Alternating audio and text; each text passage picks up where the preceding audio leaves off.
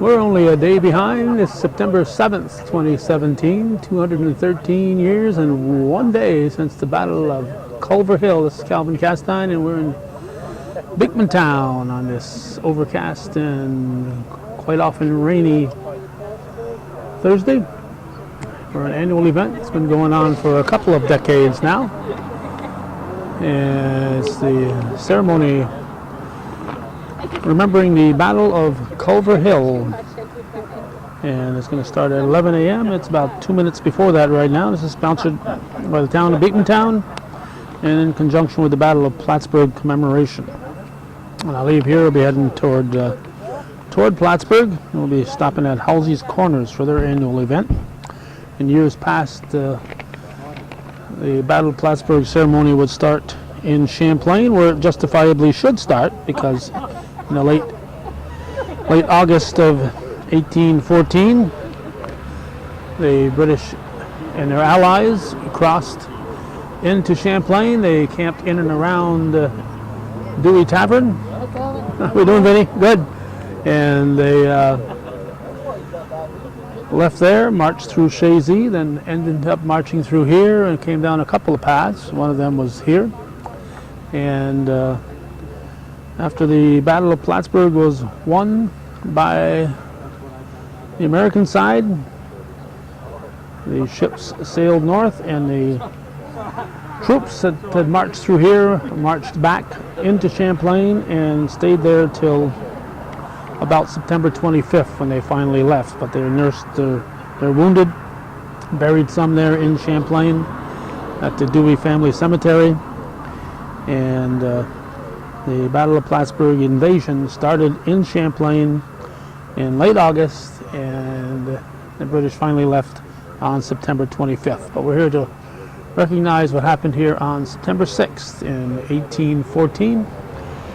I will expect that Mr. Gary Van Cor, the town historian, will be the master of ceremonies, and there's a number of speakers lined up, and this is always an interesting event. So stick around.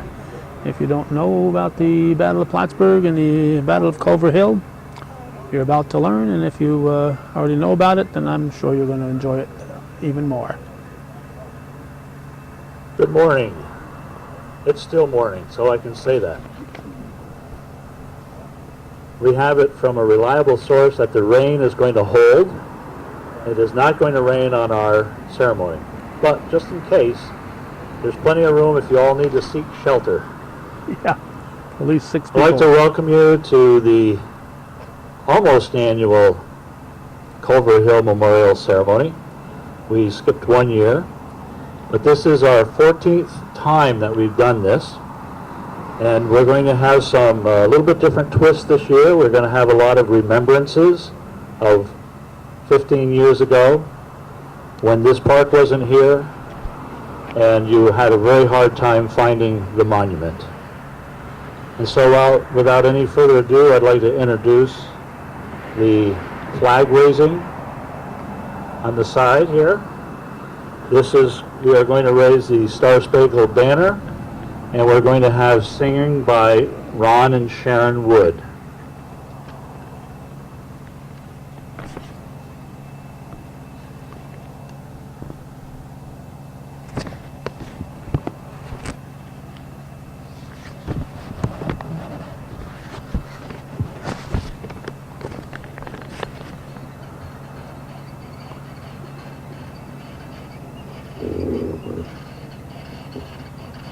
A 15-star, 15-stripe flag. This is the flag that Francis Scott, not this particular flag, but this is the type of flag that Francis Scott Key was looking at when he wrote this song that you're about to hear. Oh, say, can you see by the dawn's early light what so proudly we hailed at the twilight's last gleaming, whose broad stripes and bright stars through the perilous fight o'er the ramparts we watched were so gallantly streaming, and the rocket's red glare, the bombs bursting in air, gave proof through the night that our flag was still there. Oh, say does that star-spangled banner yet wave o'er the land of the free and the home of the brave. Now when we get to the chorus, I'd like to invite all of you to sing with us, God Bless America. When the storm clouds gather far across the sea, let us swear allegiance to a land that's free.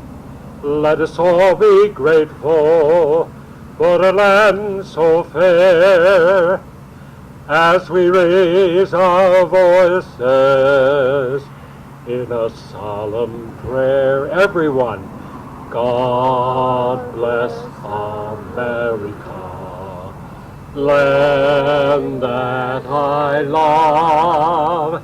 Stand beside her and guide her through the night with a light from above. From the mountains to the prairies, to the ocean, white with foam. God bless America, my home, sweet home. God bless America, my home, sweet home.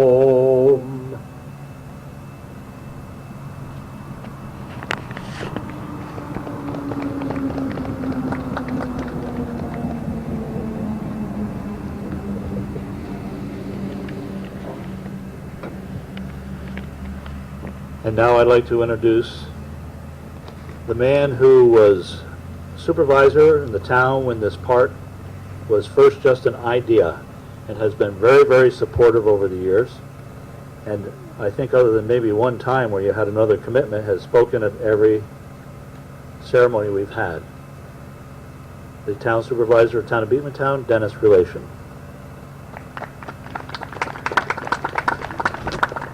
Thank you, Gary. Once again, I'd like to welcome you all to this solemn ceremony. I appreciate you taking time out of your day to attend this important event for the town of Beekmantown and for all of America, I would consider. This will be my last address as town supervisor. I have announced my retirement. My term ends at December 31st of this year. But I must say that one of the highlights in the past 30 years has been the opportunity to work with a group that actually worked towards the creation of this park and preserving a part of our history in the town of Beekmantown and being able to tell the story with the beautiful signage, the beautiful park. People kind of wonder why it's here, and when they stop, we have the signage, and it kind of tells the story to the people who don't know it. Originally, I didn't know the story myself, and town historian Addie Shields, along with historian Gary Bancor, they told the story of the important events that came here, and I was kind of excited. It was a brush pile with the monument behind it that you couldn't see, and I lived here all my life and didn't know it was there, so I appreciated the opportunity to be involved with that. And I appreciate everybody that's here, that's a part of this event. The reenactors have been here every year, the Carters, the Dominies, I'd like to thank Rich Bois for the beautiful job he's done in keeping up the park. He's our newest grounds person for the town of Beekmantown, and the Lions Club was certainly a big part of the decorations, the flowers, the shrubbery. They did a beautiful job here, and I'd like to thank them also. So, without further ado, I'd like to turn it back over to Gary, and thank you for once again organizing this event.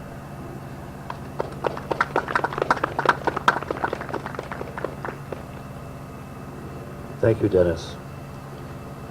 We have with us today Dr. Anastasia Pratt, who's the Clinton County historian, and I've gotten to know Anastasia quite well in the last few months at another level. And so I said, Anastasia, would you consider coming and speaking? She said, absolutely. And so I said, now here's what I'd like you to say.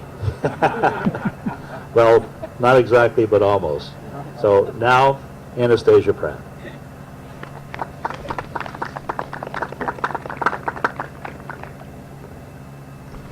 So it probably does not come as a surprise to hear that I love history. And what I love most about history is that it literally tells the stories of people like you and me. People who lived, worked, loved, and died in the same places we inhabit. One of those stories, one most of us are familiar with, is of course that of the Battle of Plattsburgh. We've all heard about the movements of the British troops south from Canada into Clinton County and the skirmishes that happened along the way. After all, why else would we be standing here in the cold, hoping that it doesn't rain, if not to remember that story and the men who fought here and later in Plattsburgh? There's a lot more to the story, though, so please forgive me if I channel Paul Harvey for a moment and ask us to remember the rest of the story. For the rest of this particular story lasts more than 200 years, and it involves each of us. The rest of the story, once we move beyond the massive effects this battle and the entire War of 1812 had on the fledgling United States, not to mention the British Empire, is one of remembrance and commemoration. Each year we come together here not so much to celebrate the past as to remember it. We remind ourselves that these things happened, that British troops did in fact march south along the roads we now call Route 22 and Route 9, that groups of men, mostly civilians, defended their land and their country, that women joined in those efforts to defeat this enemy, as did children, that this second war of independence was won and the United States was more firmly established, that our history has not been one of uninterrupted peace. And we remember, then, the many years of friendship and peaceful relations with our neighbors to the north and with Britain. And those are really good stories to share, good memories to pass along. But in the telling and retelling, we have also become part of the story. That we, all of us here, remember these events and their consequences, that we commemorate them every year through ceremonies like this one, through reenactments, through parades, like the one that'll happen on Saturday, through parks and monuments like this one, becomes another story that I hope we remember. What in 2017 is so important about the Battle of Plattsburgh, about Culver Hill? Well, for starters, it happened here. We have the chance today and every day to tell the stories of local men and women, to make history come alive on this very local landscape. And that is both incredibly exciting and, to be honest, a little bit daunting. I'm incredibly grateful, as a historian, for folks like Gary Vancourt, for folks like all of you who make the time to emphasize local history and to share the stories of the past. And I'm hopeful that, as we continue to celebrate and commemorate, we'll pass those stories on so that the rest of this story, the part that's about remembering and learning from our past, will continue far into the future. Thank you for being here today and for walking through this land of the past.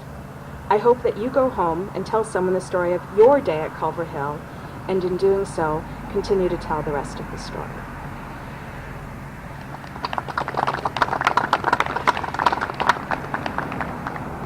Thank you. The next speaker is a little bit taller than Anastasia.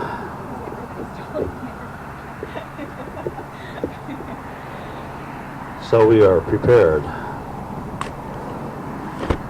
Our next guest and speaker is part of a pair that and I don't want to take away his thunder because I know he's going to tell the story, but a pair that was looking for the spot where her ancestor died.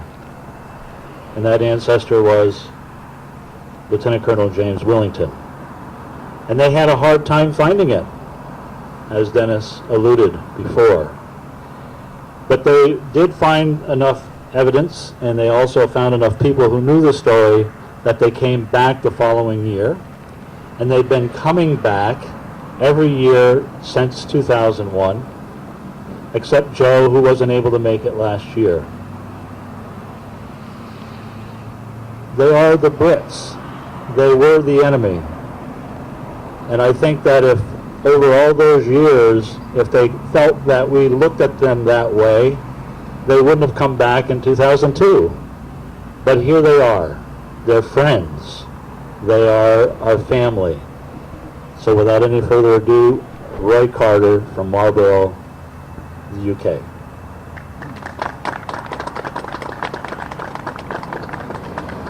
Right, thank you. I think I can almost tear the first sheet of this up, as Gary has briefly told you our first encounter with Plattsburgh. I think I also ought to apologise before I get going, because Joe and I had never heard of Plattsburgh before 2000, and Culver Hill even less. So how we came to be here was the fact that in 2000 we visited Canada to find some information about my mother, who was born at Ingersoll in Ontario. And during that time, I don't know why, but we purchased a book on the Battle of on the War of 1812. And in it, it described the skirmish that took place here, and Joe's ancestor, Lieutenant Colonel Willington, was killed. So when we got back to the UK, Joe said we shall go back to Plattsburgh the following year, and of course I obeyed, as I always do. And we drove down from Montreal and on the following year, and to fulfill this ambition. And using the experience we gained in France on driving on the wrong side of the road, we were able to get to Plattsburgh in one piece. And we then asked around, do you know where this monument is at Culver Hill? And we were told, yes, there is one there. It's on the left-hand side of the road as you drive out. So Joe and I came down the road here. We got down there. We hadn't found it. We turned round. We came back again, and still we hadn't found it. Only to discover subsequently that it was hidden behind the trees. So we then decided that we would come back the following year, because we'd got details about the commemorative week, and it seemed to be an excellent time to enjoy yourself and to gain history, and also for us perhaps to locate this monument. And we enjoyed the commemoration, but we still didn't locate the monument. But we spoke to people about it, and they were quite interested. So we thought, well, we'll come back again the following year. Who knows? It may be on show. And surprisingly, it was. And it was parked over there on the edge of the road. And we were told when we arrived in 2003 that there would be a service, and it was held in the field over there. And during that time there were various speakers, myself included for the first time. And we then had to walk back along here and climb up the bank, which was about that wide, taking our lives in our hands to lay the wreaths. And we managed to achieve that without breaking our necks. I'm reading now from the account in the Press Republican, which said that present were reenactors, historians, War of 1812 enthusiasts, descendants of the men instrumental in the battle, and then following the service a wreath was laid. And they also pointed out that it was the first time that this ceremony had been held for quite some long time. Well, as you know now, the rest is history. And afterwards, we had the pleasure of being introduced to Gladys Fulton, whose family donated this land. Joe also had the somewhat doubtful pleasure of being introduced to the reenactor who said that he had shot Lieutenant Colonel Willington. But as it was 200 years ago, there wasn't much we could do about that. Right. But unlike that situation that we first encountered in 2001, we're now standing in this glorious park, which does in fact provide present and future local generations of visitors an opportunity to find exactly what happened here with the various information boards, and it will be it was made possible in actual fact by a number of people, obviously the family that owned the land, the New York State Highway Authority when the road was widened and placed the monument, as you can see here in this beautiful frame. It was also been cleared, we discovered, by the Beekmantown Lions, and it's today looked after by the town of Beekmantown. And Gary takes a great deal of credit, I think, for the way that he has persisted to get it into the state that it is today. And we have been quite happy and to have played some small part in this process. And we've had the memorial entered into Wellington's Men Remembered. It's a register of memorials to British troops, or British soldiers, officers actually, such as Lieutenant Colonel Wellington, who had fought in the Peninsular War. So it is now recorded in the UK. And at this point, I'd like to just move away from the orders that I've given by Gary to reminisce about our activities here. And we discovered an unpublished narrative written by a British soldier in the 39th Regiment of Foot,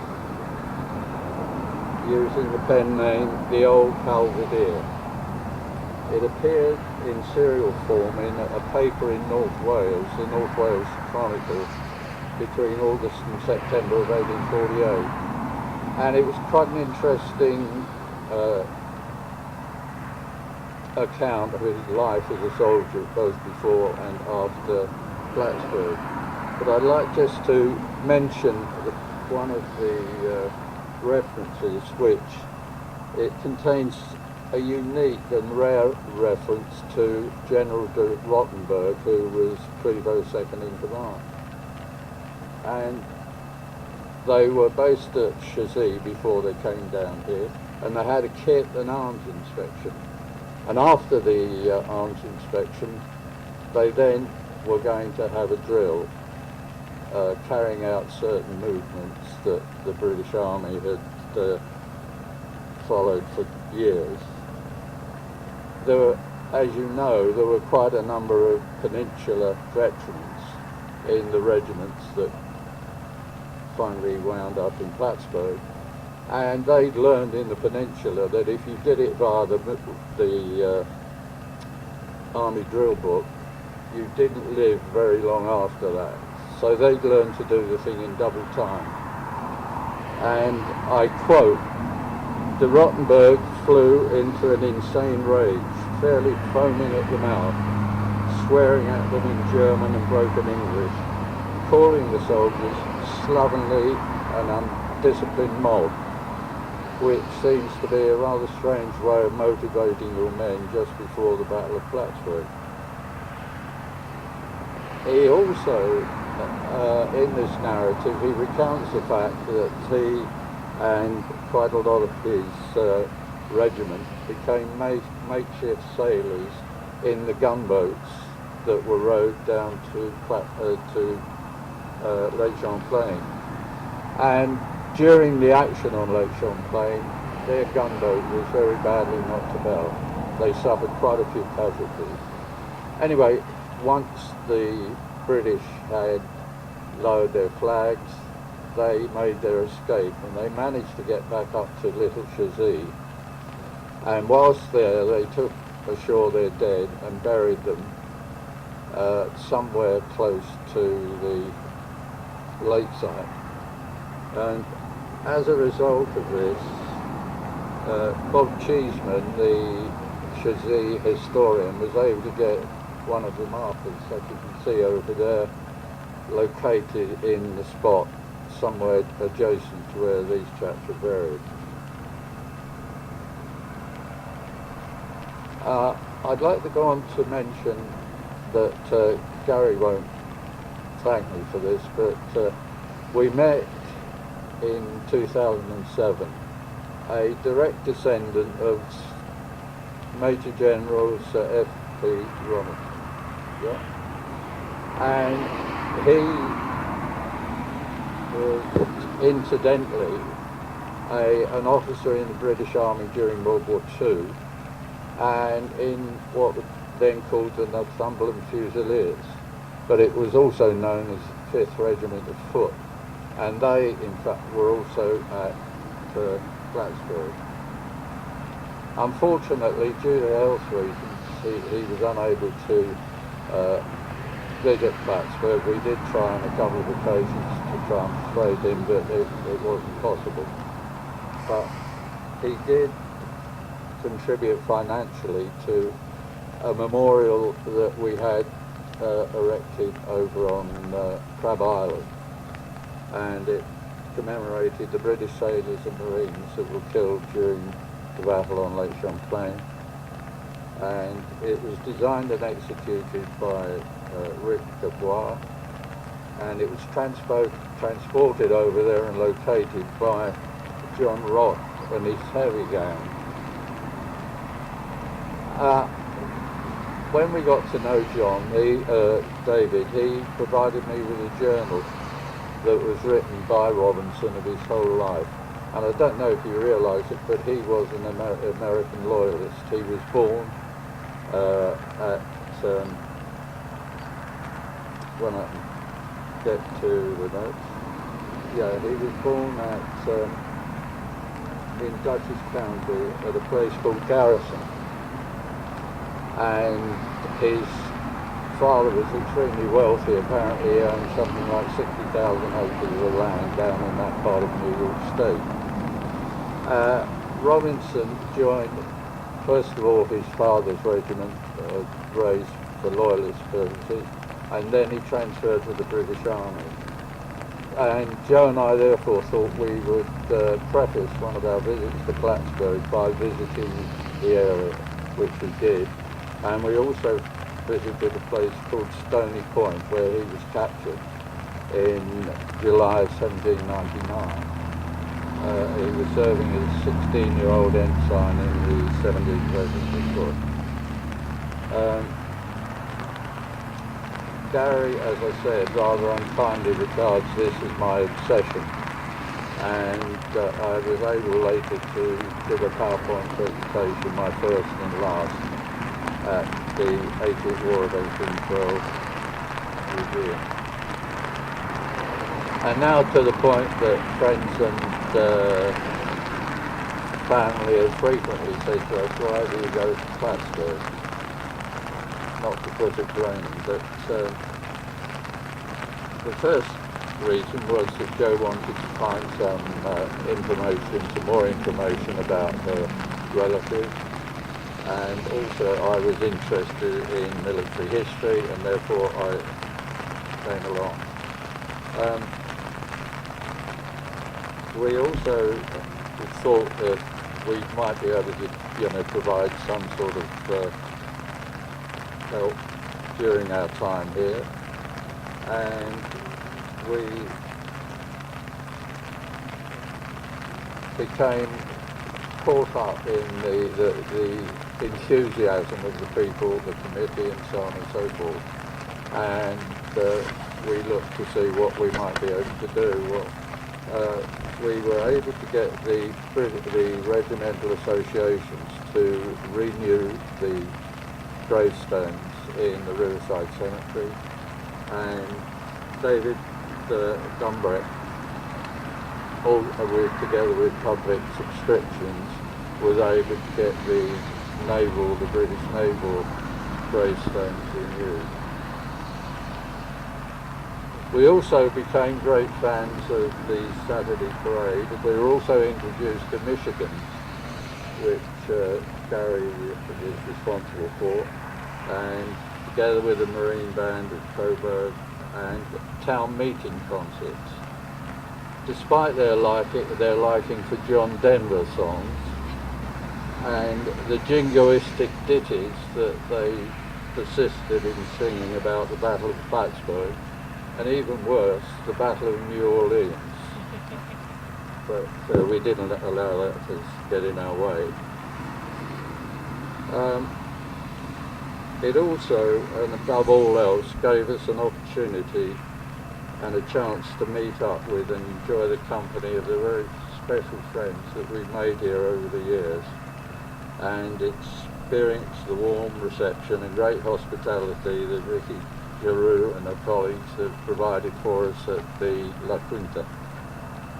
Fortunately, if this should be our last visit to Plattsburgh, we've got the 2014 commemorative week and Royal Marine Association band DVDs, together with many town meeting CDs, to remind us of the wonderful times that we've experienced and the many friends that we've made in Plattsburgh over the past 15 years, which has made it our #1 holiday venue for the last 15 years. Thank you very much.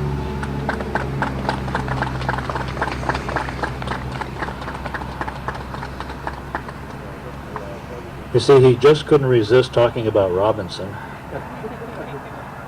And he didn't tell you that not only did he have a taste of Michigans, but he was carefully instructed as to how to order them. And, he's an old pro now. The other day we went for lunch and he said, I'll have a Michigan with and buried. I mean, just like a veteran. I have 2 pages of notes here, and it's raining, but I see blue skies coming, and I know it's been a long haul standing in the rain. And so I'll skip over a lot of this, but I do want to just mention a few things, a very few things. Just as a reminder, the largest invasion in our nation's history took place in 1814, and it took place right here. It was the largest single invasion. And Beekmantown was the avenue, the route to get to Plattsburgh. And so we were flooded with troops coming from the north. The invasion consisted of not only British but Canadian and Swiss troops, the Demoran. And they were in the Ingraham area, which is right on the border of Beekmantown. Although the Battle of Lake Champlain on the 11th was the definitive battle, the bloodiest day for the army, for the marching army, was September 6th. And it started right here in Beekmantown, just up the road, the first bloody skirmish, and then the major skirmish here. And I don't know how many of you realize or not, but the Star Spangled Banner was written while Francis Scott Key watched the flag wave over Fort McHenry, which withstood a bombardment. There were as many, if not more, people killed here at Culver Hill than there was at Fort McHenry. So we needed to have somebody write a song about Culver Hill, and maybe we would have a national park and millions of dollars to support this as well. Who knows? It could be the Battle of New Orleans, and that happened after the war was over officially. That Lieutenant Colonel James Willington, who died here, Joe's ancestor, was buried at the foot of the hill. And I don't know how many local folks realized that there was a bit of a scandal at that time because he was buried fully clothed, which was unusual to have his whole uniform. And the next morning he mysteriously was missing his boots. And so amongst the local community was, who stole his boots? Imagine if they had Facebook and Twitter, what kind of a scandal it would have been. I think one of the things that struck me when I joined the Battle of Plattsburgh Commemoration Committee in 2000 was that it was called a commemoration and not a celebration or a festival, because a commemoration shows respect for all sides. And that's, in my personal philosophy, I think that was very, very important. That, yes, there was a battle, and yes, people died for what they believed in, but nobody was the villain. And that is a tradition that started very shortly after the battle. And it started with the burial of the enlisted men side by side, the Americans, the Brits, side by side on Crab Island. And the officers were, wherever they had died, were reinterred all in Riverside with the American officers side by side. And that's a tradition that carried through, because the man who defended the hill, Major, that's why I have notes here, Major John Wool, he was, I guess, responsible for the killing of Colonel Willington. And yet in 1843, he returned as a brigadier general, and there was a ceremony in Riverside Park, and he honored Willington. And how many times did you see that in the histories? And so we continued that tradition from 2000 on as we worked our way through 2014. Actually, Kit and Sally had started a couple of years earlier with that tradition. And so this park has been established to do just that, to commemorate both sides. And this monument that was put originally by the side of the road in 1894 by the Plattsburgh Institute. And we really appreciate the efforts of Dr. David Kellogg, because he was the one who was behind getting these monuments. There's another one in Halsey's Corners where there's to be a ceremony following this one. But he also interviewed people who were alive at the time in the late 1800s who remembered the battle. And some of those people that were interviewed was the Culver. He was just a kid, but he was an elderly man at the time of his interview, but the Culver family, and also the Dominy family. And one time we had descendants of the Culvers here, and they've moved away from the area, but we've been very fortunate to have members of the Dominy family. And other people, the Stafford family, who were responsible in helping to get the monument set up and who also lived along the road, they are singers today. Well, I think it's really nice to see that here we are over 200 years later, and former enemies are still meeting as friends and commemorating both sides. I do not know what the future holds. None of us do. I do know that as a town historian, you are appointed by the town supervisor, and Dennis has had faith in me to appoint me to be the town historian, following Addie Shields, who is a legend. When Dennis steps down, the next town supervisor will determine who the town historian will be. It might be me, it might be somebody else, who knows? We don't know what's going to happen. So I want to take this opportunity to just share with you the people who are responsible for what you see and where you are. It was probably 2000, 2001 that we realized that there were going to be a lot of people who wanted to see this monument, and it was located on the edge of the road. Very, very dangerous. There was no shoulder. You literally were taking your life in your own hands to go look at it. If it wasn't for Bill Crosby, I wouldn't have known where it was, but he kept a little swath mowed up to it. And if you looked at just the right time driving 55 miles an hour, you'd see it. And so we got together, and I approached Daddy Shields, and I said, you know, let's think about the future here, what we can do. And she was all on board with it. And let's talk to the neighbors. And so Sue Connick, who lived next door, and Bill, who lived across the street, and Gladys, who owned the land right here, we started meeting, and we were joined by Dennis Relation as town supervisor, and Dennis Holbert, who was the president of the Beekmantown Lions Club, which existed at that time. And we started talking about that. And as it turned out, the highway was going to be expanded. And if we had not had a chance to think about what we'd like to see done, and Gladys was the one who came up with the idea of donating land for a park. It was her idea. And of course we said that was fantastic, great. But how are you going to do that, and who's going to take care of it? All those logistics. And then we went to the town board, and the town board listened to us, and they were very supportive. And there are very many members over the years that have come and gone as members of the town board, but they've all been very, very supportive, including the town board today. And so over those years, we went from a pasture, as Roy mentioned, because of the state, they put in the initial park, but the town took it over. The Beekmantown Lions Club maintained it, and when they were not able to do that anymore, and they folded into the Plattsburgh Lions Club, have taken over the flowers, but the town took over the maintenance.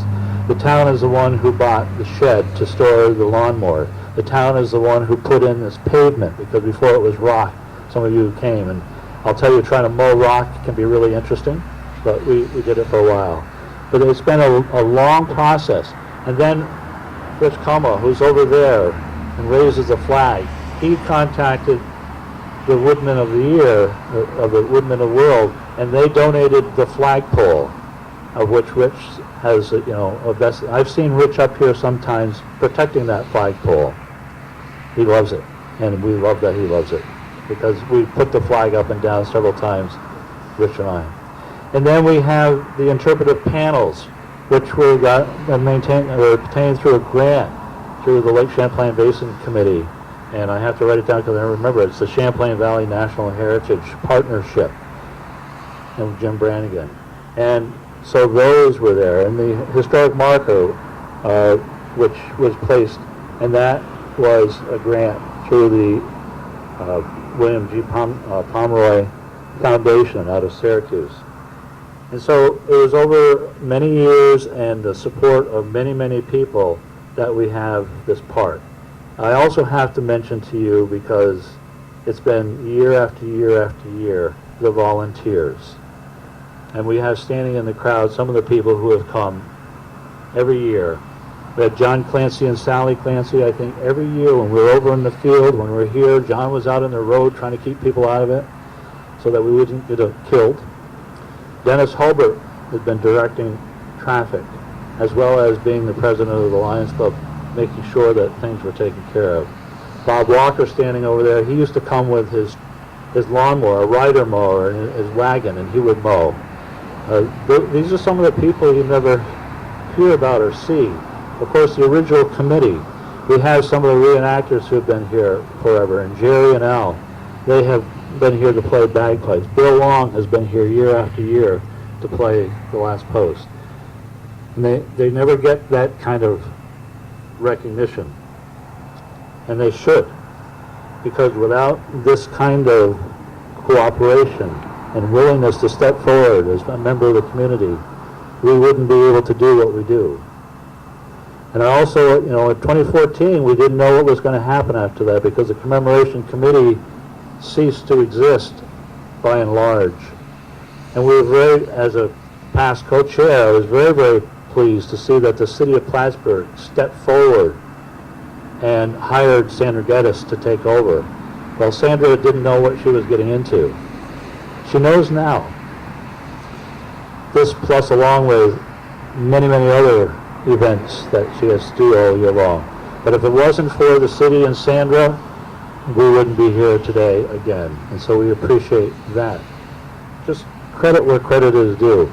We don't know what's going to happen in the future. We don't know what's going to go on, but we do know what we have done in the past, and we greatly appreciate it. And I know as soon as I start going down and listing people, I forget somebody, and for all those other people that I may have inadvertently forgotten, again, you know who you are, and you are it. And the Carters, who keep coming back, and the Dominy family. Now, we can't have Gerald and Ruth here today because of health issues, but we have Esther, who brought them for the last several years. But we do have Ray Dominy, who has been here several times, and his son, and we're so glad to see that that tradition is being continued. And so I would like now to have, in honor of those who died, both sides, who died here at Culver Hill, present wreaths, and the sun is coming out, so I think that's a sign. And we'll have Joe Carter for the British, the Buffs, and Ray Dominy for the Americans.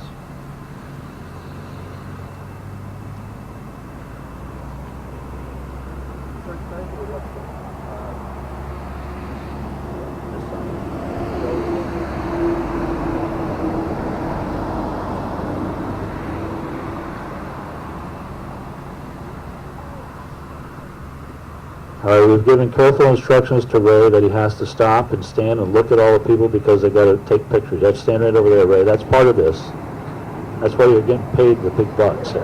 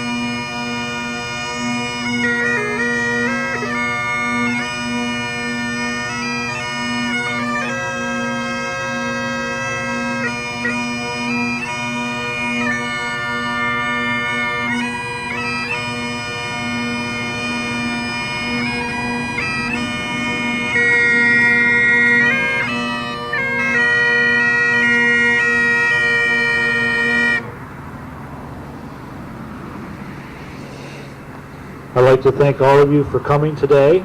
There's another ceremony at 12:30 at Halsey's Corners, which is down on near Hunky's on Boynton Avenue. And I'd like to again thank Jerry Tatro and Al Walker for their performance, Ray, Joe, and all of you for being here. Thank you very much, and enjoy the rest of the weekend.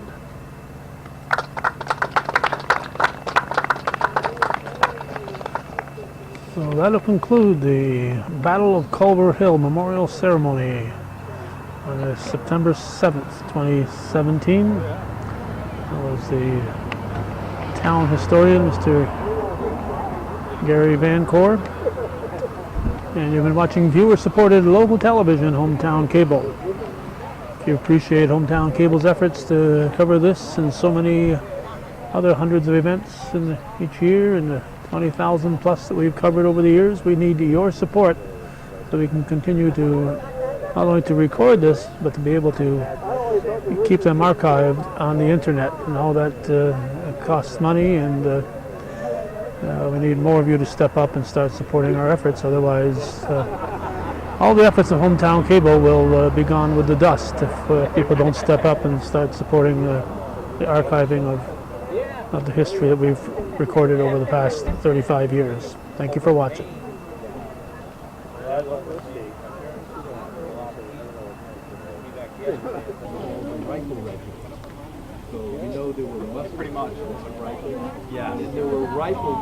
As was the case at Culver Hill, we're a day late here.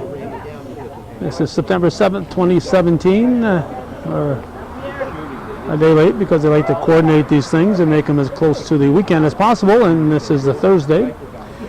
But we're here at Halsey's Corners in Plattsburgh for the annual event remembering Halsey's Corners, the battle that took place here 203 years ago in one day on September 6, 1814. And looks like the North Country Honor Flight and the Woodman Life people are here. Here's Michael Cashman, Town Supervisor. Before we start our ceremony.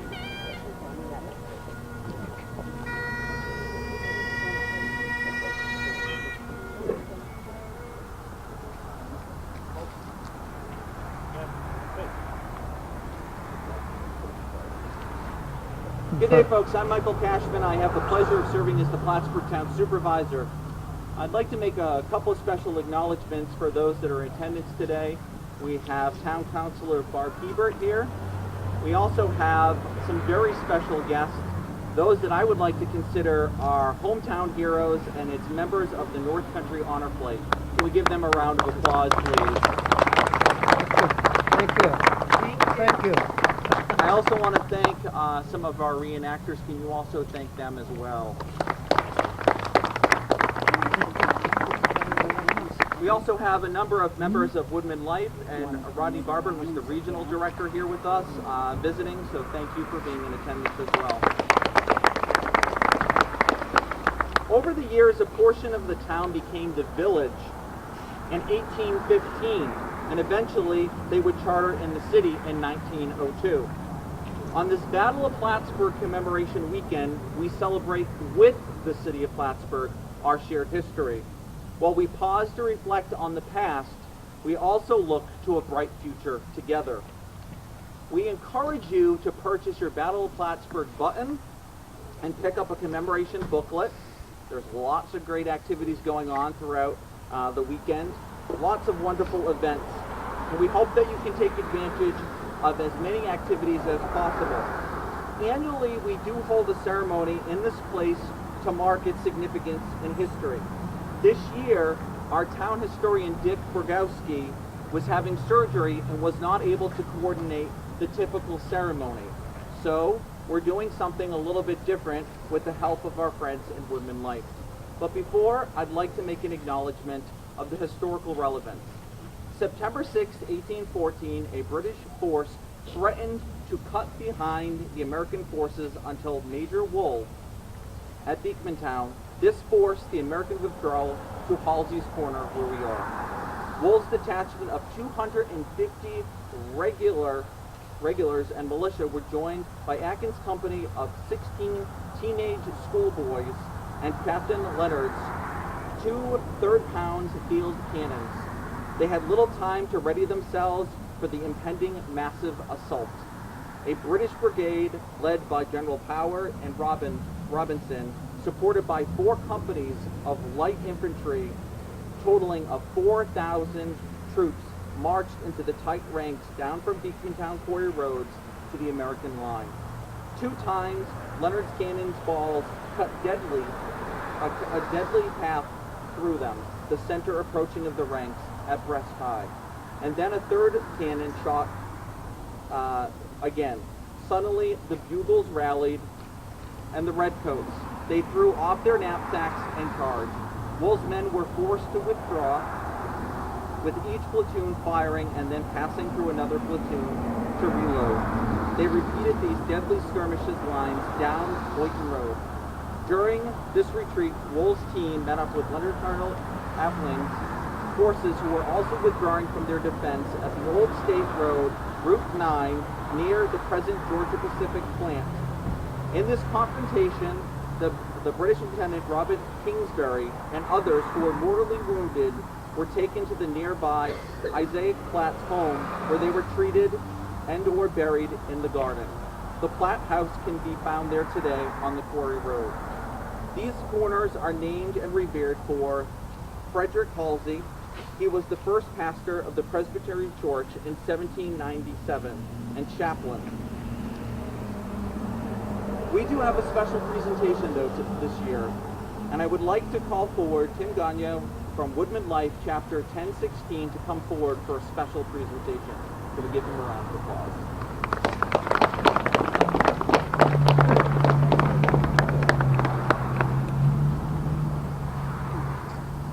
So good morning. I'm actually the chapter secretary of chapter 1016. I'm also the recruiting sales manager for Woodman Life, and our office. We're thrilled that our office is right here across the hall.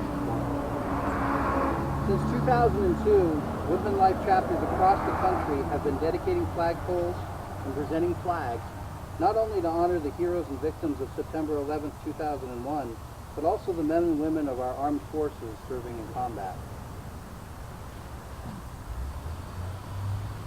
In addition, these ceremonies pay tribute to the men and women in this community who risk their lives daily to keep us safe. Police officers, firefighters, and emergency rescue personnel, and other first responders. They all deserve our thanks and admiration, and today's dedication takes on an additional significance, as it also honors those who fought in that September 11th of long ago, right here on this very spot. Their heroism helped win the day and protect this nation. More than 5,000 flagpoles have been dedicated to these individuals in special ceremonies held by Woodman Life chapters across the country. Hundreds more will be dedicated this year, and we can think of no more special way to honor these brave men and women than by the sight of the American flag flying proudly. Patriotism is at the very core of Woodman Life. It is the fabric that makes us who we are, and for more than 125 years, Woodman Life has strived to promote family, community, and country. Since 1947, our chapters have presented more than 3 million American flags and community-based organizations across this nation, and nearly 285,000 American History Awards to students in elementary, junior, and senior high schools. It is fitting that we dedicate this flagpole today. Our nation's flag atop the pole serves as a symbol of the enduring spirit of all Americans. The words of former President Ronald Reagan, spoken on another occasion, seem just as appropriate today. He said, "We will always remember, we will always be proud, we will always be prepared, so we may always be free."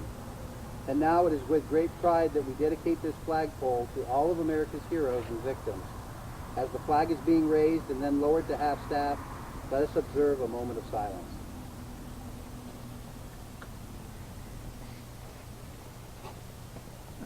I'd like to ask Barry from the North Country Honor Flight to do the honors of raising the flag. It's Barry Finnegan.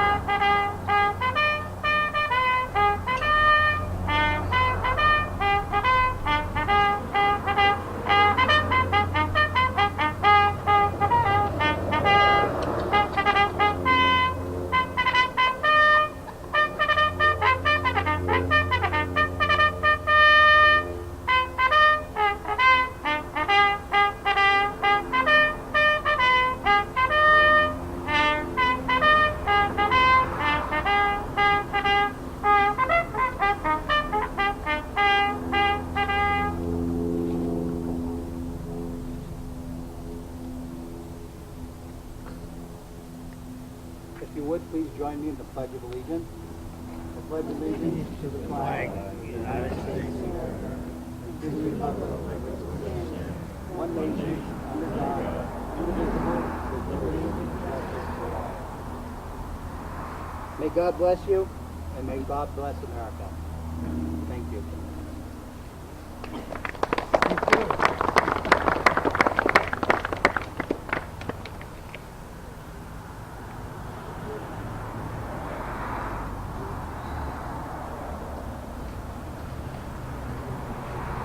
This monument here at Halsey's Corner is a portal into our past, while the American flag symbolizes the freedom over our land. I want to thank again Woodman Life for their generous donation. We look forward to hosting this in the town for years and years to come. I would also like to thank the town Buildings and Grounds Department for setting the flag, and most of all, thank all of you for attending this historical moment. Please make sure to thank a veteran wherever you see them for the rest of your life for their ongoing sacrifice and dedication to our great country. Godspeed, God bless America, and God bless the United States. Thank you.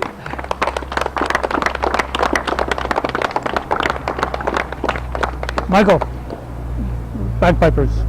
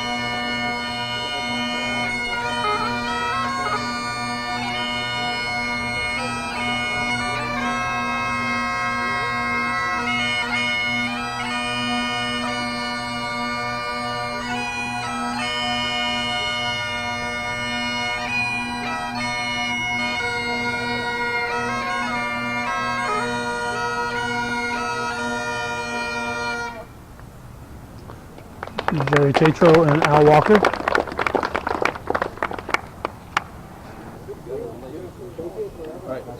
So a brief ceremony to conclude the Halsey's Corner event here. Remembering the Battle of Halsey's Corners, September 6, 1814.